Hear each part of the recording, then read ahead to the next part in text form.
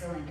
Corey, I was wondering if you could tell us about a little bit of what you had to do in the months coming up to service and what your first couple of weeks were like, if you wouldn't mind sharing with us. Sure. So the process is really wide open.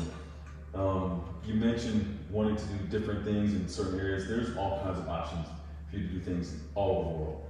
And one thing that I did was, because I was looking at it from more of the adventure perspective at first, I chose locations that I wanted to go, just based on what I thought would be cool to do. And the position wasn't really as important to me as just being in a place where I thought I could have fun. Granted, as I went through my experience, that changed, and I realized that serving was an adventure just as much as being in a different place. But the first part of the process was really, it comes down to choosing a combination of where you want to go and what you want to do, seeing if there's availability for that, and coordinating with the director for the missions, or whoever you're working with in your office there, to contact whoever's in those locations to see if you can make something happen, just getting the process started there. There's an application you have to fill out. Usually get some good resume contacts or references so that people can get a little bit more info about you and just kind of put yourself out there. And the process, it really goes, it goes pretty smooth from what I've experienced. How long from when you started to when you were in Palau? It varies. It varies. I was actually very late to the game when it came to registering and signing up to go. I think I did it the last month, probably within the last month before graduating my senior year. And there was still some communication over the summer, but by the end of the summer, I was in Palau. On the other hand, I knew some people who had started as early as January or the year before. They'd been planning out the entire time, and they were there as well. So there was a lot of flexibility in that process right there. What I know now is, with Palau in particular, the structure is a lot better than it was the first time that I went to serve. So typically, if you go on the website right now, around February, is when they start posting all of the openings for positions for the following year. And then this is the time that the principal likes to go through the interview process and have things in place before the school year ends. So if somebody wanted to go serve this September, they would still be lining up right now in a time frame where they could do it? Absolutely. Awesome. Awesome. Kevin, would you share a little bit of your maybe let us know what your girls are up to and how they got there? Sure. So Barb and Bethany are both serving, and Jackson, so the three of them, Jackson's a friend of ours, Jackson Sackett. The three of them are in Hawaii at Camp Waianae, that's the Adventist summer camp. And they're doing maintenance type stuff, plus they host groups and do song services. They've had to speak a few times, so it's been very random. And then they travel around to the other churches and sing as well. So it's a lot of variation. They're actually flying to another island later this month for a week of service at that island as well. So yeah, the variation has been really nice for them. So they're there for the whole year. I've watched it from the parent side, which has been really interesting. Registering with the organization He Said Go website, which is what he's in charge of. And it's smooth. You said it was not hard. For them it was very smooth. For Jackson it was a little different. And Martin worked through the chaplain's office. Jackson worked directly through their office. So I've seen both sides of it. Very, very similar in lots of ways. But smooth. It didn't take very long. There was questions. But the website has a lot of all the answers. It was easy to see everything. It was like shopping. I watched them, the three of them, from behind. I just watched as an interested dad as they shopped for locations and positions and what do I want to do? Where does God lead me most? And that was the questions they were asking. So they looked at teaching and they looked at preaching and technology and being a dean at a school, all of these things. And so this is where they ended up. Awesome. I just wanted to point out, Ryan has put up on the screen, when you go to the He Said Go website, this is what you'll look at if you click on long-term missions. So this is like the shopping that you're talking about. Then can you click on any one of those links, Ryan? So if I could add while he's clicking, when you look at them, while you're looking at options, it'll say how much they'll give you for food and living allowance, because they'll provide a place for you. So that each place will have a different amount of money that you receive each month. You don't earn anything, it's not a job, but they provide a living allowance.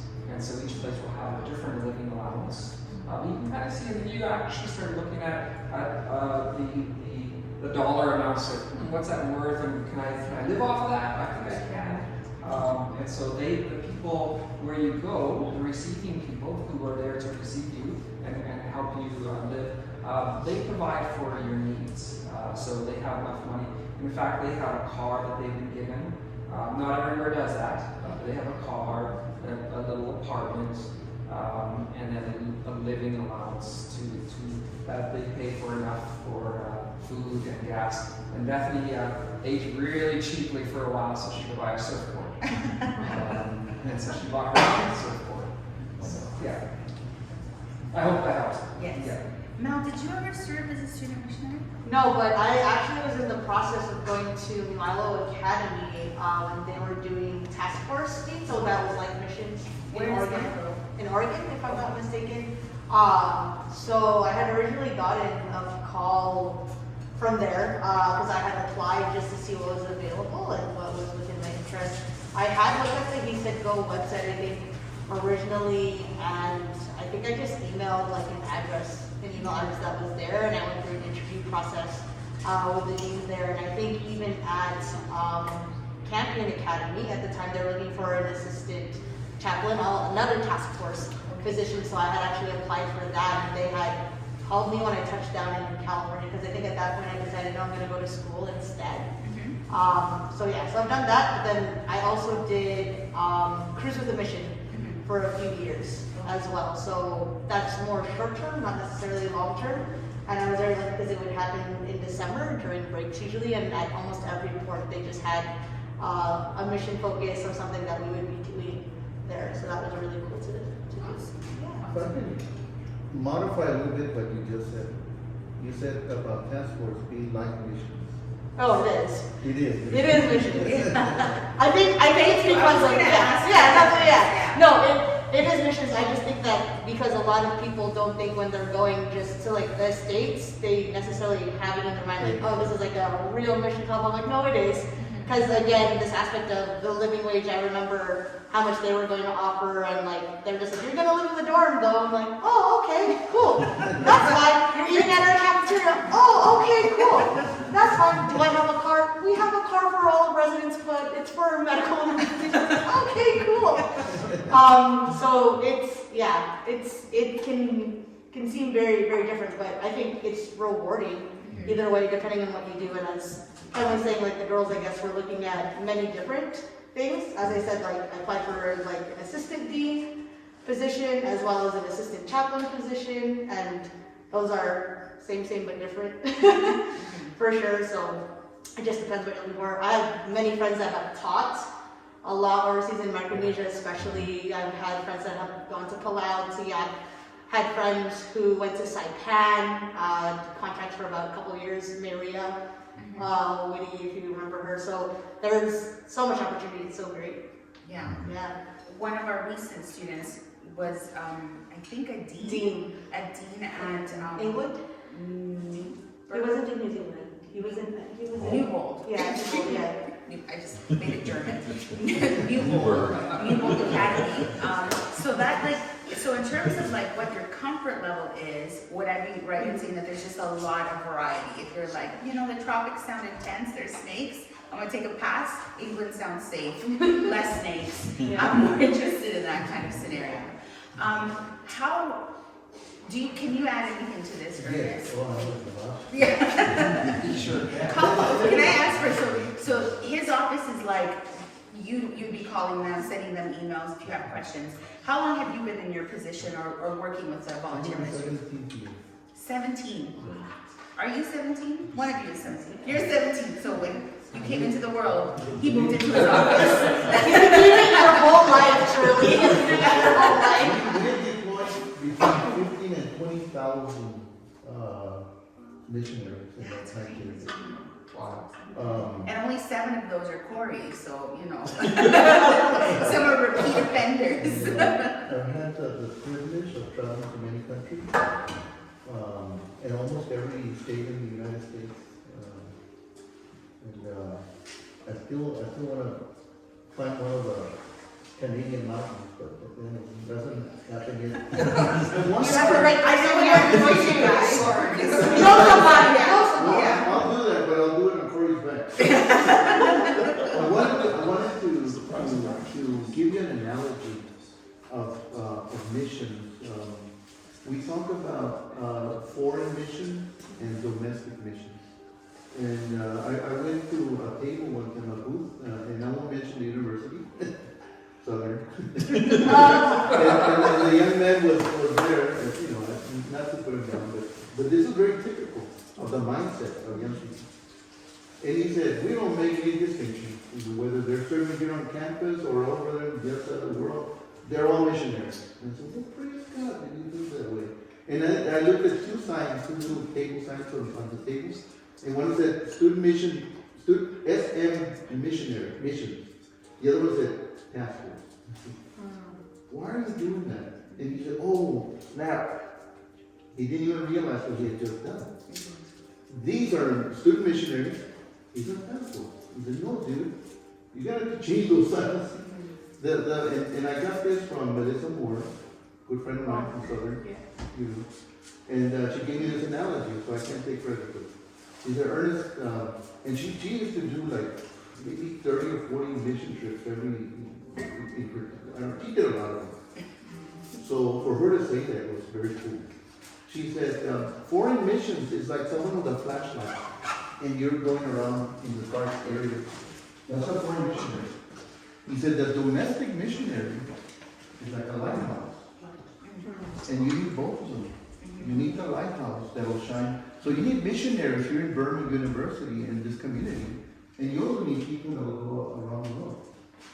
Now, if I can ask another, let me ask you this: how long does it take to become a missionary? Me and my trick question. Huh? How long does it take to become a missionary? 20 hours of training. You got to do that on the website. That's a good start. Well, let me share with you Isaiah chapter 6. When Isaiah had an encounter with God, right? And the temple trembled and the presence of God was there, and he said, woe is me, for I'm undone. And then when the Spirit of God really transforms him, and God says, who will go for us? And who will we send? Or something like that. Who can we send? Like he said, go. And he said, what does he say? Here I am. Send me. Here I am, Lord, send me. Did he become a missionary at that moment? Yes, right? What was it that turned him into a missionary? He answered. There was a life-changing event with Jesus that put him in a position where he said, I'm available to you. He answered the call. When you answer the call from God to serve, that moment you are engaged in missions. And missions is so life-changing. You know, give you one sort of analogy of how quickly it can change a person. We were back in 2006, we were at Atlantic, in college, it doesn't exist anymore. And we went, we decided to go to Boston. And we went, there were like I'd say between 50 and 75 student leaders. And they were all nervous because the chaplain said, we're going to go to Boston and we're going to give out the Step to Christ book. We're just going to go down the streets of just the streets. So the public was handing out. And I went with them. And it was so funny. And I wanted to laugh, but it's not cool to do that. Because they were nervous. They were like trembling. These are the student leaders, like you guys, student leaders. And you could see they were like, and they had these, a lot of books, Step to Christ. And they go to the book, and we go in there, and we went to some sub thing, whatever. And we come out on the street, and I say, hey guys, stop, hold on. And come here. And I got them in a circle. And said, this is the plan of attack. So we're gonna approach people at the bus stops and everywhere, and we're gonna say, hey, is there anything I can pray for you? And when they say yes, you pray for them, and they say, can I just leave this with you? And they're like, cool, that's the plan. So we went out there and they were doing that. And this girl, too, amazing singer, she went with me. Well, a few of them went with me, but she kind of stuck to, and she saw me do it, and she said, next time I'll do it. So she started doing it. I lost track of her and hung around with other people. Next thing you know, I come back and I see her in the middle of this town square on top of a platform. She's preaching, and she has like 300 people around her. She came back to the university, and she said, well, Elder Hernandez, he said this, and next thing you know, and she was weeping. She said, God, she wanted to become one of the chaplains at the. You know how life changed, how quickly God can change you in a moment when you say yes to the Lord. Thank you. I was actually going to ask Corey a similar question. You made mention of like going and serving, and then like just something happened. Could you share a story that like was part of that process for you, where you're like, okay, there's something here I've never experienced before? Yeah, I think we're very used to, in our society here, being like this. Like things have to be a certain way. They have to be according to our expectations. And if they don't match our expectations, then we're disappointed. We feel like we're not getting what we wanted out of the experience and all that. I only remember one thing from my first orientation for missions, and it was adaptability. And that was like a mind breaker for me, because going out there, you already don't have any idea what to expect, but you have to mold to all of that unknown as well. So I'm sitting there, and I was a PE teacher my first year, and I remember going through the lesson plans and figuring out all the stuff I wanted to teach for the year. And then I'm actually sitting there with the first graders, and they're not listening to anything. First grader's not listening? What? Yeah. Crazy. And you know, it was weird, because in my mind I had this expectation that we were going to go through things this way, and they were going to listen, and they were going to learn how to play soccer or whatever it was. But I had to break out of, and continually I had to break out of what I thought the plan was supposed to be, to kind of give them what they needed in that moment. And once I started to realize, wait a second, the classic idea of missions is I'm going out here to change these people and all this kind of thing. Once I flipped it and realized that I need to learn from them and then take from my experience to give them what they need to help where they are, that's the thing that made me enjoy learning more. That's what helped me enjoy being around them more. I didn't get frustrated as much when they weren't listening. I started paying attention when they weren't listening to see what are the questions they're asking, what are the answers I can give them to help them in this moment. And once I kind of got that, I was like, oh man, this is amazing. And the reason I say that is because, again, when it comes back to how we usually operate here in our expectations and things, even the way that we grow up within Christianity, oftentimes it's an agenda. I don't like to use that word, but there's like a plan, right? You go to a class, a Bible class, there's a plan of all the things you're supposed to learn. If you have questions, they may get shot down. You may not get a chance to express yourself the way that you want to, and they're going on about something that you've completely tuned out because you haven't had that question answered. Once that connection is made, it changes everything about the learning experience and the living experience. And that's what I knew I wanted more of, and that's what I tried to bring back to my experience here after coming back. It's like, oh man, learning, I hated learning in school. I hated it. Like I said, my goal was to average straight C's just so I could, I didn't care, if it wasn't for basketball, I wouldn't care about grades at all. But I began to enjoy learning because I saw it from a different perspective. And I was like, wow, there's something here. When you relate that to spirituality, it totally changes the game and how people respond to you talking about Jesus. I should note this as well. It's an Adventist mission school in Palau. 95% of the kids are not Adventist. So, there's this whole idea of what I came through as a student in Adventist school and just feeling like that's the way it was supposed to be, it didn't work there. But it took a while for me to realize how to learn, and I loved that a whole lot better than what I had gone through. So that's, it's like, oh man, I need more of this. And that connection is crazy. I don't have a missions experience, but it's happened a handful of times where I've been chatting with somebody and they ask what I do, and I mentioned that I'm a pastor for the Seventh-day Adventist Church, and they're like, oh, I went to an Adventist school. I'm like, oh, are you Adventist? I'm like, no, but I went to school, it was awesome. And there's this like this knowingness, like you get me, I get you, or like we've been associated, and it's like this worldwide family. Okay, another question. Sorry, Corey. Let me stop you there for a moment. This lady is running missions at a university, and she says she hasn't done missions. My whole life is a mission. Yeah, I feel like She's she's the ultimate missionary to here. Canada. Yeah. I came to save you guys. I'm just She's a missionary. I like taking action. No, I'm not. But back to thank you for that. In the dark moments, during the moments of loneliness, what kept you going? That's a really good question.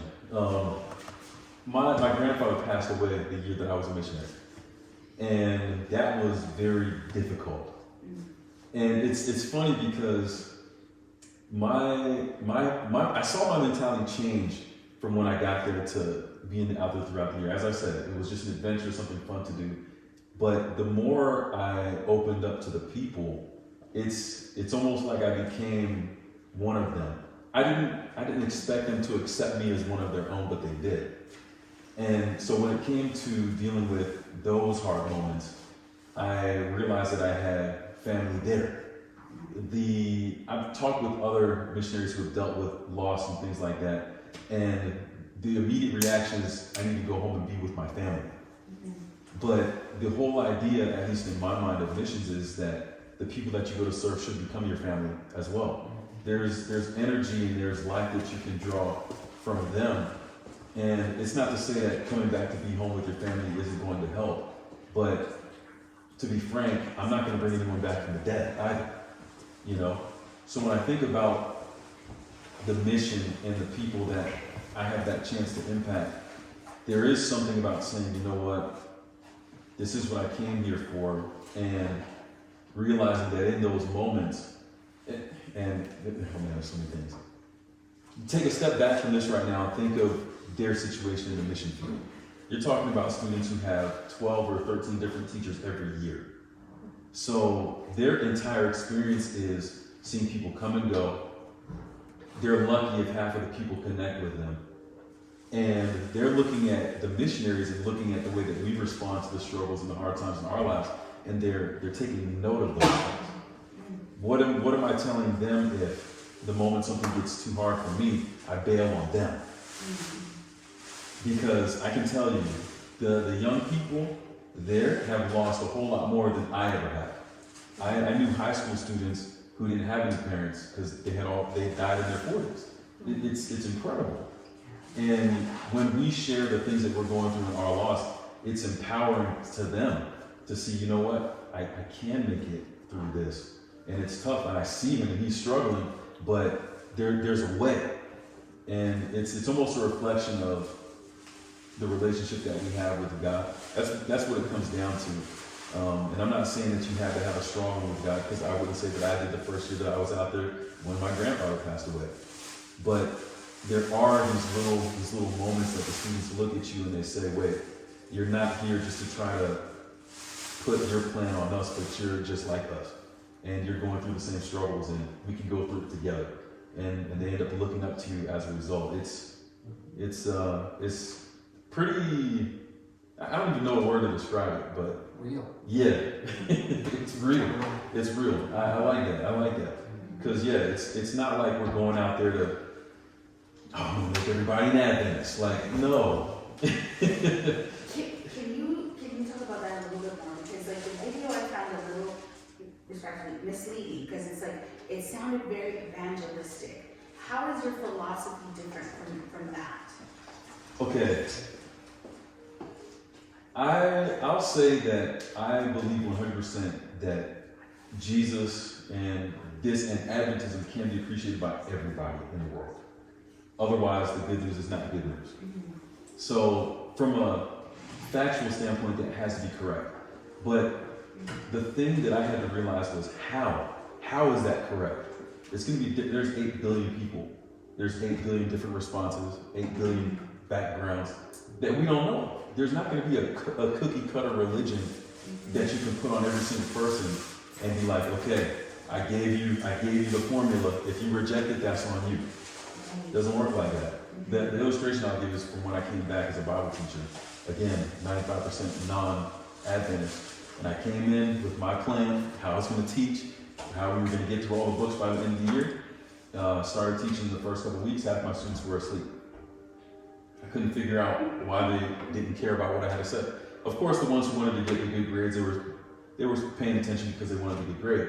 But it bothered me that half the students could care less. And a lot of these students were from the Far East, China, South Korea, different religions, Buddhism, Taoism, different things like that. And I had to stop and I said, well, I have 2 options. I can either just continue teaching the way that I want to, or the way that I came in intending to, or I can take the time to learn their background, where they're coming from, what their religion is about, and then go from there. What I discovered was that religion is universal, but there's, in the story that we know, there's places where something about the life of Christ will intersect with different religions in different places. And it blew my mind. And once I started presenting it like that with their context in mind, nobody was sleeping in class anymore. They all wanted to listen because they knew that there was something for them. Even if they didn't accept all of it, the one piece that they did find that they could connect to, that I was able to help them connect the dots to, drew them in. So I never look at missions as, let me go and make these people like me. It's more of, how can I learn the people so well to find out what it is about Jesus that appeals to them, and then show them that aspect. It can't be the same thing for every single person. That's going to work for some people, but it won't work for the majority of people that you interact with out there. It's very powerful. Thank you so much. Thank you. I'm sorry to cut you off before you were like sharing so deeply. But did you finish that other thought? Oh, I did. That's true. I didn't even know. It was what was I real. talking Your about? experience is real. Share your vulnerability with the people. Oh yeah, with the different teachers and all that. So understanding that context, they're used to having these kind of transient relationships with people who come that say they're there for them. But if I leave and I put my needs and my whatever above theirs, that's not the impression that they get anymore. Does that make sense? Like, it's like, oh, well, yeah, you're here while things are good and easy, but as soon as things got hard back at home, you forgot about us. And again, they're used to that because they see a whole new set of teachers every year. Like most of us in our growing up, we could probably refer to one teacher that we had for 5 or 6 grades, right? Or the same math teacher in the school for how many years? But these students, literally, it's different people from kindergarten through 12th grade.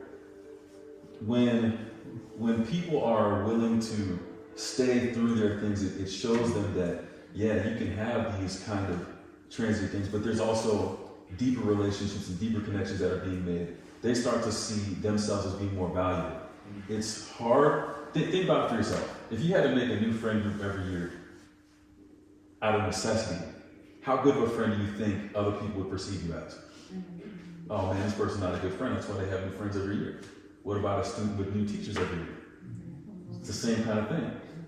So when we go out there and we can put those needs above our own, it helps them to see their value as being more important, even when we do leave at the end of the year. Because I'll tell you this, for missionaries who come out, there are some teachers that the students will cry their eyes out for. There are others that leave that the students will care less for. It's the reality. But it comes down to things like that, the connection that's being made and how the students are able to see that, you know what, this person is here for me. Thank you. Ellen, you had a question? It's been answered. Okay. Anybody else? I have more, but I definitely want you guys to get in there. I wanted clarification on the length of time that the short term and the long term difference.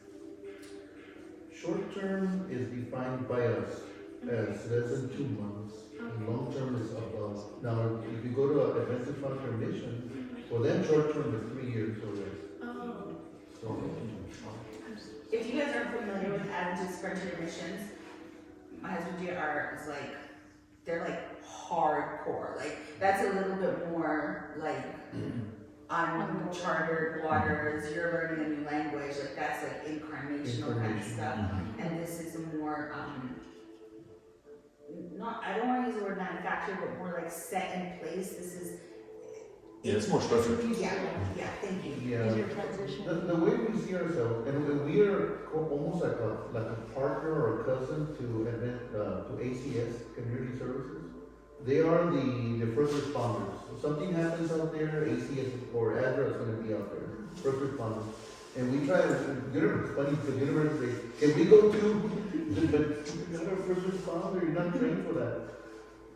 When we had that situation in Haiti, the first responders were there, and they said, okay, only first responders, and the rest of you know you're going to be in the way. So we waited a couple of years. In a couple of years, they said, okay, now you can come. And boy, did we get in there. So we are like the second wave. We're the longer term people that come in to support the long-term missionary. Okay, so we're not, we're not there just to, we're there as a support to the longer term missionary. And some of you guys will become long-term missionaries. Can I add, so the definition for those terms, for student missions, typically my daughters are going, they left September 3, and they're coming back at the end of June. So it's typically close to a school year, take. Is that fair to say? I think we're good. Yeah. So it's not a 2-month deal usually, and you come back for a second term. Usually you go for the school year. Yeah. I think that's maybe where you were asking. But let me add also, and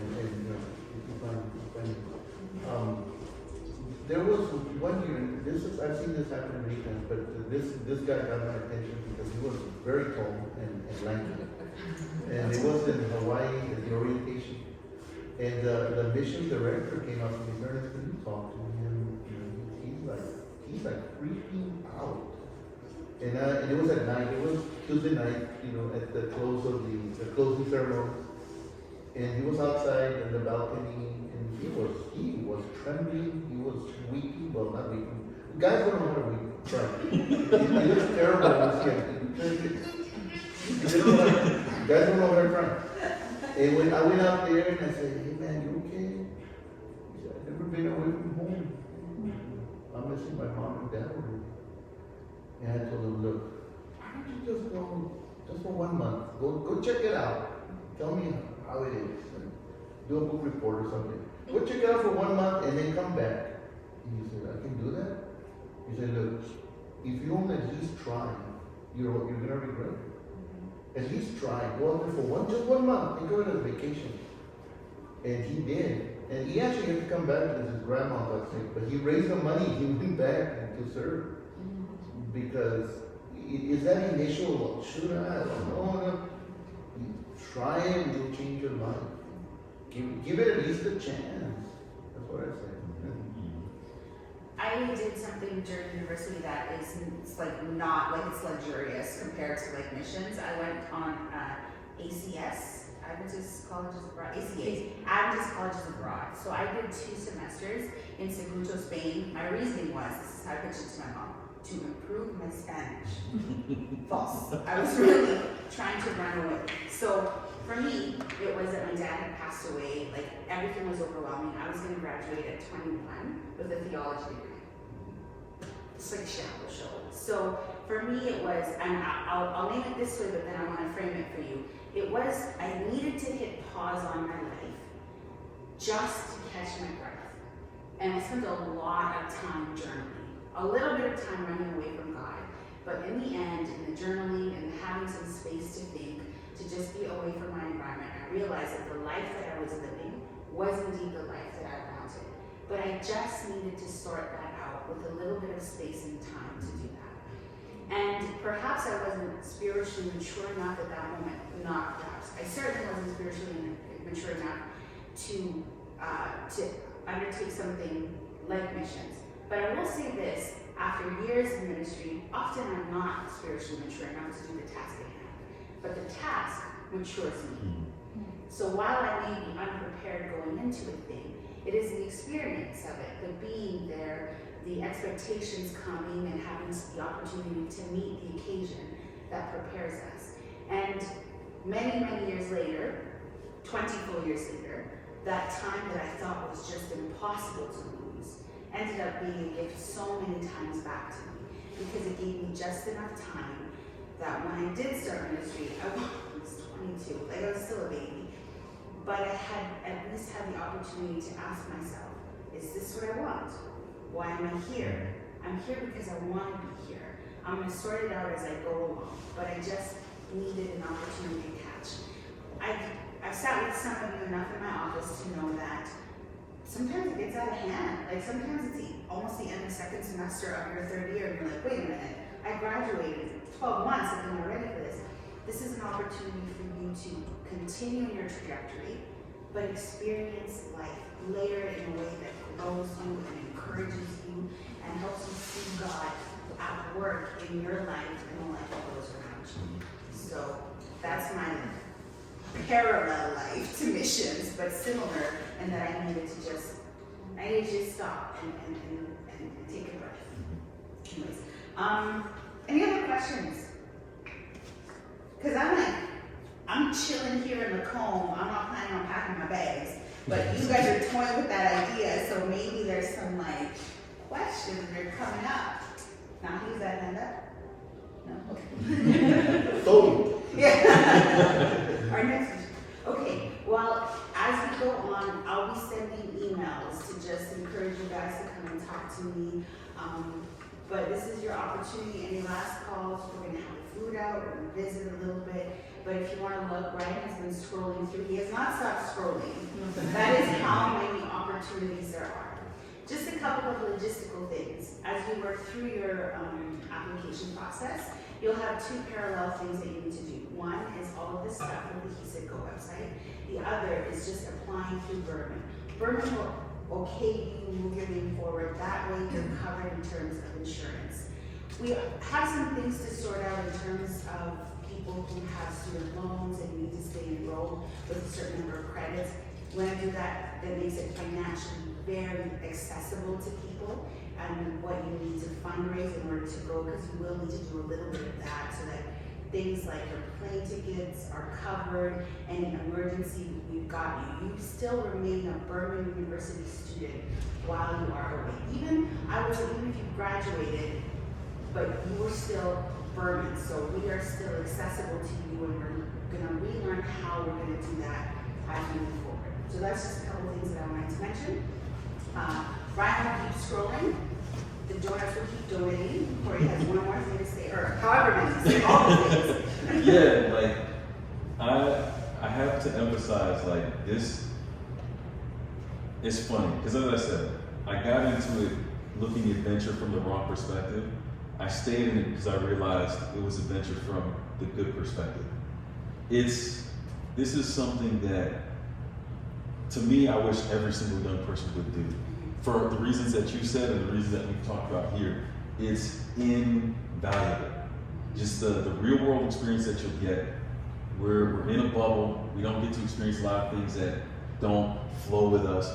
Social media is catered to the things that we already like and the things that we're used to seeing. Out there, it's different, and you get a whole different experience as a result of that. Here's something very interesting I definitely want to point out. When I left after graduating, I had a lot of members of my family like, what are you doing? You just got your degree and you're going halfway around the world for what? Yeah. It's like you're not going to get paid, you're not paying off any loan, like what's going on here? a lot of people couldn't understand what I was doing. Even though I didn't really understand what I was doing, it was interesting just to see the feedback from all the people that had been pushing me in different directions. What I can say is, after all the time that I spent in Palau and the things that the same people have watched me do and accomplish and be a part of, even my peers that all said, nah, there's no way I'm gonna do that, I have to go do this, I have to do that, I wanna graduate with this class and all that kind of stuff. Every single one of them has said they wish they could have done what I did. Every single one of them. For all the stuff that they gave me, all the junk that they gave me when I was leaving and when I was gone, now that I come back, they're like, how in the world is this the experience that you were able to have? It's easy, through service and mission. And everybody could have done it. There's nothing more special about me than them. It's just something that I was open to and they weren't. So you may hear a lot of different things that say it's not an idea for you. The fact that you're in here, you already know it's an idea for you. Don't let anybody shake you from that. And remember, down the line, when people are doing their career that they've been in for 10 years and you're coming back from the mission field and you have an experience to share, they're gonna wish that they were out there in Palau for 5 years as opposed to working that 9 to 5 for the last 10 years. I promise you. People, even now I'm in school, people are like, oh, they gotta work throughout the Christmas break. I was in Palau, visiting my students again. I'm going back in a couple months. You know what everyone else is gonna be doing? Working. It's an invaluable experience and it sticks with you. It's not something that you take aside a part of your life and when you come back it's gone. Palau's been a part of my life for the last 12 years since the first time I set foot on the island. And it will be a part of me until I die. Like, the Queen of Palau was my sponsor mom when I was there. And I have a Palauan name now. Everybody knows me as her son. Like, it's amazing the kind of things that you can do if you're willing to adapt and to become a part of the people wherever you go. And I don't have any friends who can say that. Like, it's an invaluable experience. And, you know, just, it may be challenging to see all of that from this side of it, when you're just getting your feet wet and saying, you know what are the challenges, how do I get out there? But go. I have a question. Yes. What's your Palauan name? It's Noriak. It's very difficult to pronounce. Say that Close. again. It's close. I had to ask. Yeah, so the name is Noriak. Noria. Close. I'll spell it for you. That's not embarrassing. Roll your tongue a little bit. I'll spell it for you. So NG, the first syllable. That's one of the most difficult syllables in Palau to pronounce. Then Oriakl. The KL together is also one of the most difficult. Yes. Yeah, it's like ankle, but just like shorter. I had cold. It's cold. Yes. I was close. You were close. That's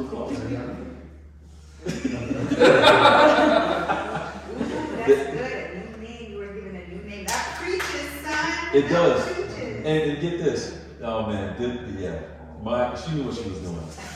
So the interesting thing about all of this is her being the queen, names that come from her family are supposed to be reserved for future like chiefs, because they have both the chief and the queen system as well as the president and all that kind of stuff.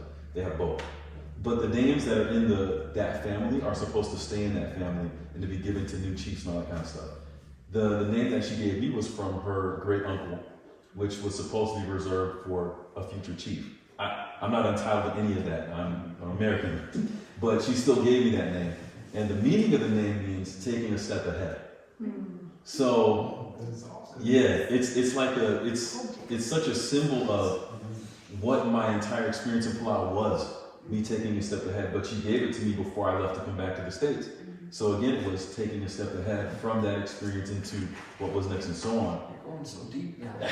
It's awesome. It's amazing. Like the name, it's something I think about all the time. Like now my life has it's almost like in the Bible, right? When they name people because of what they would do. That's how I look at that name. You know, I have to continue taking a step ahead. And for me, that step is in continued service. So if you go out and serve, I will promise you a name. You will be assigned a name. That's so powerful. That's awesome. Thanks. Without obligating you to anything, as you just entertain this idea. we would like to pray for you. So we'll have everybody come into the middle. You're not signing anything, but we just want to bless you as this idea lands in your mind, whatever the future